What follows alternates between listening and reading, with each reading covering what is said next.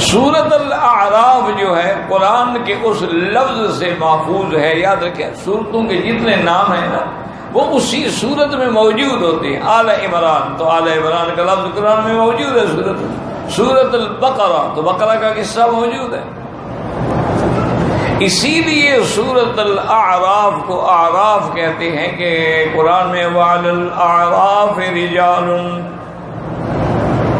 اور اعراف کس کو کہتے ہیں کہ جنت اور جہنم کے درمیان، یعنی وہ لوگ جو ہوں گے نا جی کہ ان کے نیکیاں اور گناہ برابر ہو جائیں گے. اب نیکیاں زیادہ ہوں تو جنت میں جائیں اور برائیاں زیادہ ہوں تو جہنم میں جائیں، ان کے تو برابر ہو گیا. لہذا وہ اعراف میں ہیں، یعنی نہ جہنم میں ہیں نہ جنت میں ہیں، درمیانی مقام کو اعراف کہتے ہیں. لیکن الحمدللہ پھر اللہ کی رحمت سے وہ بھی جنت میں جائیں گے، لیکن ایک مدت ہوگی جس میں وہ اعراف میں ہوں گے، نہ جہنم میں نہ جنت میں. اس لیے اس کو اعراف کہتے ہیں. میری 400 گز زمین ہے، وہ کس لیے ہے؟ گھر بنانا ہے یا بیچنا ہے؟ اگر گھر بنانا ہے تو کوئی زکوٰۃ نہیں، اگر بیچنا ہے تو اس کی قیمت پر ہر سال زکوٰۃ دینی ہوگی.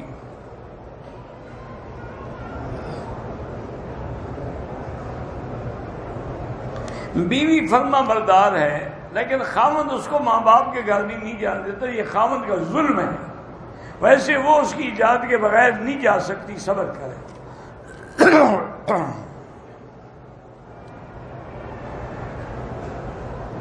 اگر بھویں بہت زیادہ پھیلی ہوئی، اگر وہ آنکھوں پہ آ کے نقصان کرتی ہے پھر کاٹ سکتی ہیں.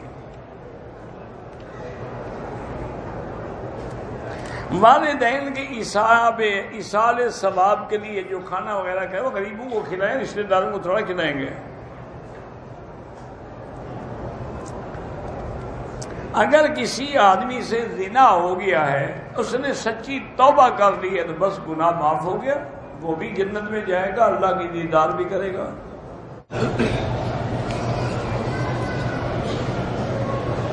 عمرے کے لیے آئے، ہمارا بیٹا بیمار ہے، اللہ شفا عطا فرمائے. کوئی ایسا وظیفہ بتلائیں کہ مجھے احتلام نہ ہو. شادی کر لو نا، احتلام نہیں ہوگا، وظیفے کی کیا ضرورت ہے؟ جب شادی نہیں کرو گے تو وظیفہ کیا کرے گا؟ شادی کر لو، انشاءاللہ احتلام نہیں ہوگا. ایک اور بزرگ کا بھی ہے وظیفہ، وہ فرماتے ہیں کہ یا اللہ ہو یا رحمان ہو یا رحیم، دل مارا کن مستقیم، بحق ایاک نعبد و ایاک نستعین. یہ پڑھا کہ انشاءاللہ دل کا دورہ کبھی نہیں پڑے گا. جو لوگ دنیا میں داڑھی نہیں رکھتے آخرت میں رکھیں گے اللہ عالم، لیکن آخرت میں تو کسی کی نہیں ہوگی. 33 سال کے ہم نوجوان ہوں گے، وہاں داڑھی کی ضرورت کیا ہے؟ وہاں تو حوریں ہوں گی، جناور، آپ بھی کنوارے ہوں گے، 100 بندے کی طاقت ہوگی. ایک حدیث میں یہ بھی ہے، حضور نے فرمایا کہ اپنی عورتوں کو تم تازہ کھجوریں کھلایا کرو. ویسے بھی یعنی ایک دفعہ مجھے یاد ہے، بہت پرانی بات ہے، اس وقت میری والدہ بھی زندہ تھی، والد بھی زندہ تھے. تو ہم جس گھر میں رہتے تھے نا، اس گھر کے قریب میں کوئی رائل فیملی کے خاندان کے کچھ لوگ ساتھ والے مکان میں ٹھہرے ہوئے تھے. تو ان کی شرافت ہے اور ان کی مہربانی ہے کہ وہ کبھی کبھی ہم فقیروں کے گھر میں بھی ان کی عورتیں آ جاتی تھیں اور اعلیٰ قسم کی کھجوریں لاتی تھیں. رائل فیملی تھی اور پھر گسیم اور بریدہ کی کھجوریں تو دنیا میں مشہور ہیں. تو اعلیٰ قسم کی کھجوریں لے آتی ہیں. ہمارے گھر والے سے کوئی 2 دانے اٹھاتا، کوئی 3 اٹھاتا. کیا کر رہے ہو؟ کھاؤ. کتنا کھائے؟ انہوں نے کہا ہم تو کم سے کم دن میں آدھے کلو سے کم تو کبھی نہیں، ورنہ 1 کلو کھاتی ہیں روز کا. تو انہوں نے کہا اگر تم نہیں کھاتی ہو تو اپنے خاوند کے حقوق کیسے ادا کرتی ہو؟ جب تم کھجوری نہیں کھاتی ہو تمہارے اندر طاقت کہاں سے آئے گی؟ آدھا کلو روز کھایا کر. وہ زبردستی آ گئے تو وہ 4 دانے کھلاتے. ہم لوگوں کی تو عادت ہی نہیں نا اتنا کھانے کی. زیادہ سے زیادہ 2-4-5 دانے کھا لی. تو عرب آج بھی الحمدللہ کھجور کھاتے ہیں اور بڑے شوق سے. اسی لیے ان کو کسی اور دواؤں کی ضرورت نہیں ہے.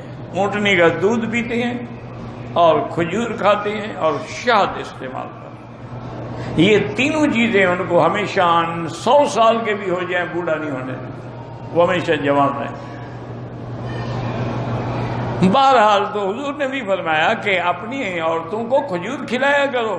اگر تازہ کھجور نہ ملے چلو سوکھی کھلاؤ، کیونکہ دنیا میں اور کوئی ایسا درخت نہیں شان والا جس کھجور سے زیادہ کہ جس کے نیچے اللہ نے بھی دعا مانگا کرو.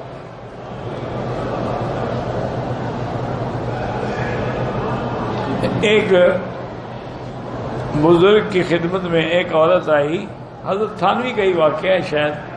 انہوں نے کہا جی کہ میرا خامد بس گھر میں آتے ہوئے گالیاں شروع کر دیتا ہے اور بڑے گندے گندے بکواس کرتا ہے، پھر میں بھی تنگ آ کے شروع ہو جاتی ہوں، مجھے کوئی تویز دے.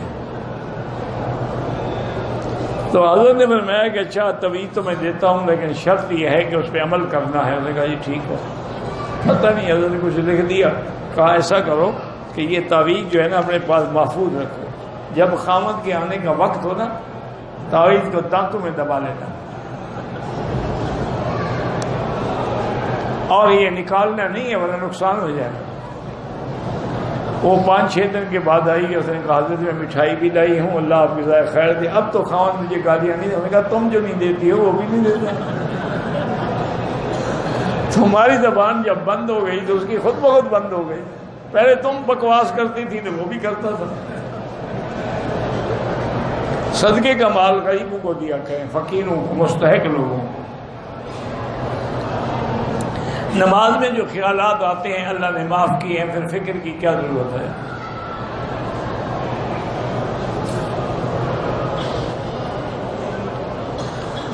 ہم باب الفات پہ جب آتے ہیں تو باب الفات پہ جوتے اتارے، شاہ ابراہیم پہ کیوں اتارے؟ ہمارے امام بیمار ہیں، اللہ شفا عطا فرمائے. میری والدہ بیماری کی وجہ سے زیادہ چل پھر نہیں سکتی، ان کی طرف سے ہم آپ کر سکتے ہیں. مغرب کی اذان ہو جانے کے بعد افضل یہ ہے کہ 2 رکعت نہ پڑھیں، مغرب کے بعد پڑھیں، لیکن اگر کوئی پڑھ لے تو ہو جائیں گے.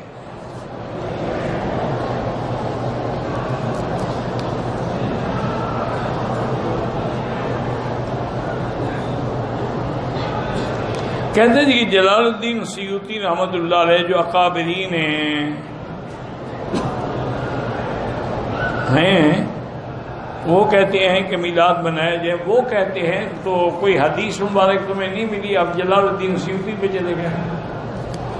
عجیب آدمی، کوئی انہوں نے لکھا ہے کہ یہ حدیث ہے. وہ تو صوفی آدمی تھے، صوفی ایسی باتیں کرتے ہیں.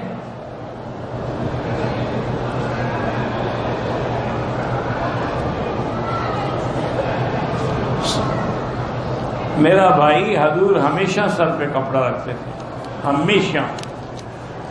اور نماز تو کبھی سر ننگے آپ نے پڑھائی نہیں مغیر احرام میں. کل خوانی کرنا بدعت ہے. کچھ کہتے ہیں کہ قیامت 30-40 سال میں آنے والی ہے، تو تم تیاری جلدی کر لو نا، توبہ کرو، لوگوں کے حقوق ادا کرو، اعمال صالحہ کرو، پتہ کل آ جائے. یا ایھا المزمل قم اللیل الا قلیلا. میرے محبوب کپڑے میں لپٹنے والے اب کھڑے ہو جاؤ، رات تھوڑا سا آرام کرو، باقی ساری رات میری عبادت میں گزارو. کیا فرمایا؟ نصفہ، یا آدھی رات نیند اور آدھی رات عبادت. اب انقص منہ قلیلا، یا 2 حصے نیند کر لیں، 1 حصہ عبادت کر لیں. یہ اللہ نے فرض کیا حضور پہ، سب سے پہلی نماز یہی فرض ہوئی. یہ ساری تیاری کیوں ہو رہی ہے؟ انا سنلقی علیک قولا ثقیلا. ہم نے آپ پر ڈالنا ہے ایک ایسا قول جو بڑا بھاری ہے، بڑی عظمت والا، بڑی شان والا. تو اس کو برداشت کرنے کے لیے پہلے تیار ہو جائیں. اب دیکھیں نا کہ جو لوگ الحمدللہ ہمیشہ روزہ رکھتے ہیں ان کو تکلیف نہیں ہوتی، وہ عادی ہو جاتے ہیں، تحمل کرتے ہیں روزے کا۔ 3 روزے رکھ لیے، 13، 14، 15، اور جمعرات روزہ اور سوموار کا روزہ رکھ لیا، اسی طرح محرم کے روزے رکھ لیے، تو اس میں ان کی استعداد ہوتی ہے، تیار ہوتے ہیں۔ ہم نے دیکھا ہے کہ بھئی جیسے ملٹری ہے، وہ روزانہ اپنے جوانوں کو جو ہے ایکسرسائز کرواتے ہیں تاکہ ان کے بدن فٹ رہیں اور تیار رہیں تکلیف برداشت کرنے کے لیے۔ اگر سو جائے بس فی امان اللہ۔ تو اللہ کے نبی کو بھی تیار کیا۔ اب جب الحمدللہ تیاری مکمل ہو گئی، اب رحمت آ گئی کہ میرا مدنی ہم جانتے ہیں آپ اور آپ کے ساتھی ساری رات جاگنے کی کوشش کرتے ہیں۔ کیوں؟ صحابہ ڈرتے تھے کہ حکم ہے آدھی رات، تو پتہ نہیں آدھی رات سے زیادہ ہم نے نیند کر لی ہو، تو لہذا سونا چھوڑ دیا، ساری رات جاگتے تھے۔ حضور کے پاؤں مبارک پہ ورم آ گیا۔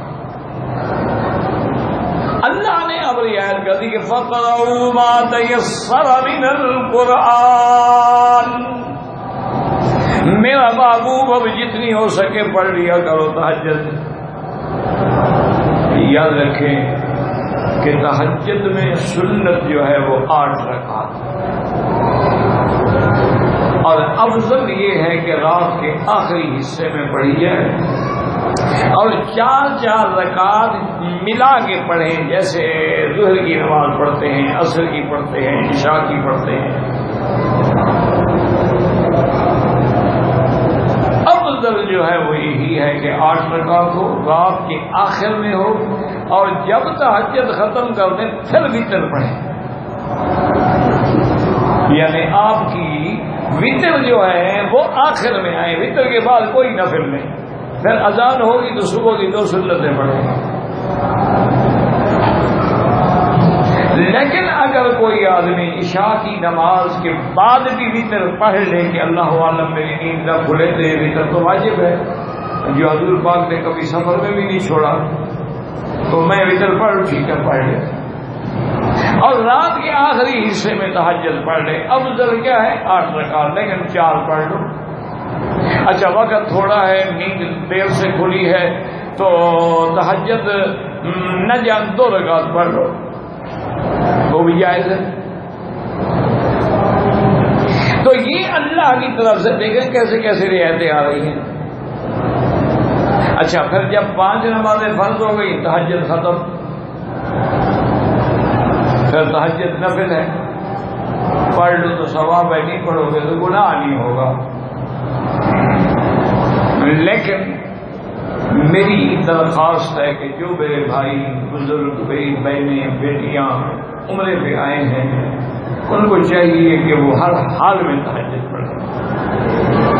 اب کیا کام ہے؟ ذمہ دار ہے تو کوئی ذمہ دار ہے یہاں نہیں، دکاندار ہے دکان یہاں نہیں، بزنس مین ہے تو کوئی بزنس مین فارغ ہی ہے نا، بس یہاں تو بس پیزا کھاتا رہے اور ہوٹل میں سوتا رہے۔ ورنہ یہ ہے کہ آپ کوشش کریں کہ ہر حال میں آپ کی نماز با جماعت ہو، اور حرم میں ہو، اور کعبے کے قریب ہو جتنا ہو سکے، ورنہ کم از کم کعبہ نظر تو ہے۔ ایک ہے مجبوری کی کام ہو رہا ہے، بس زیادہ ہے، ہم نہیں پہنچ سکتے ہیں، وہ الگ بات۔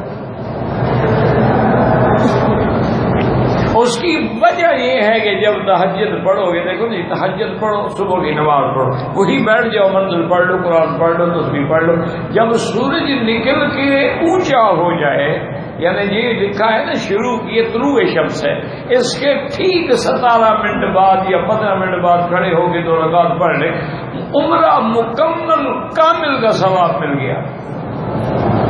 تو روز عمرے کریں، یہ تو نہیں تم سونے کے لیے تو نہیں آئے ہو، تم جاگنے کے لیے آئے ہو۔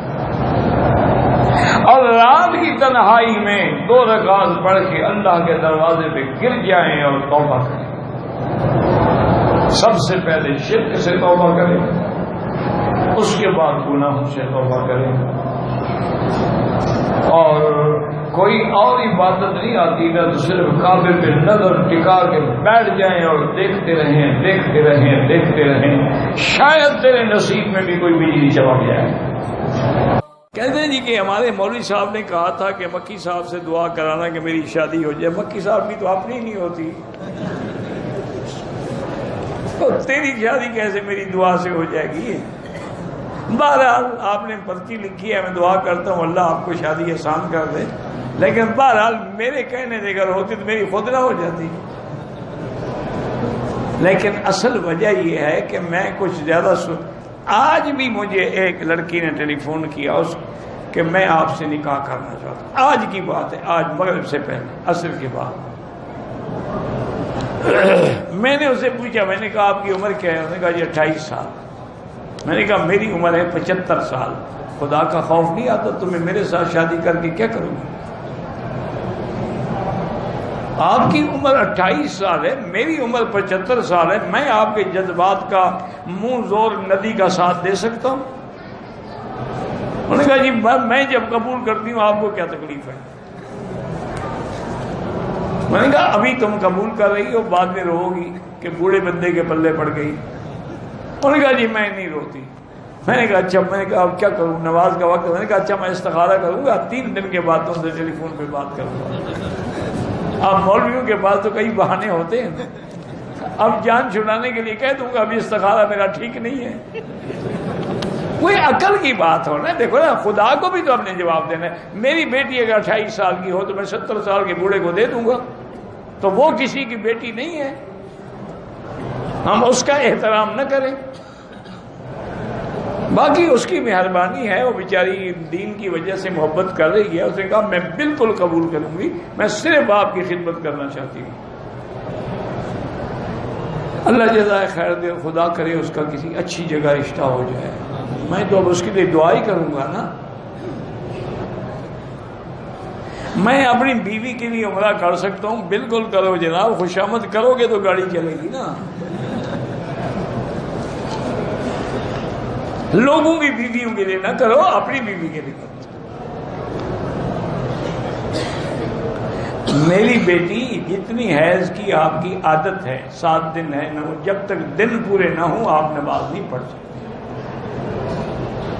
ناخن پر آج کل جو عرق لگاتے ہیں وہ لگا کے نماز پڑھ سکتی ہیں، نیل پالش لگا کے نماز نہیں پڑھ سکتی، کیونکہ نیل پالش کی تہ جم جاتی ہے جس کے اندر پانی نہیں جاتا، اسی لیے یہ عرق نکالا ہے انہوں نے۔ اور بعض لڑکیاں جو اچھی ہیں وہ مہندی لگا لیتی ہیں، اور مہندی بھی تو ہر کلر کی مل جاتی ہے نا، جو آپ نے اپنے میچنگ ڈریس کے ساتھ بنانا ہو بنا لیا کریں، کوئی مسئلہ نہیں۔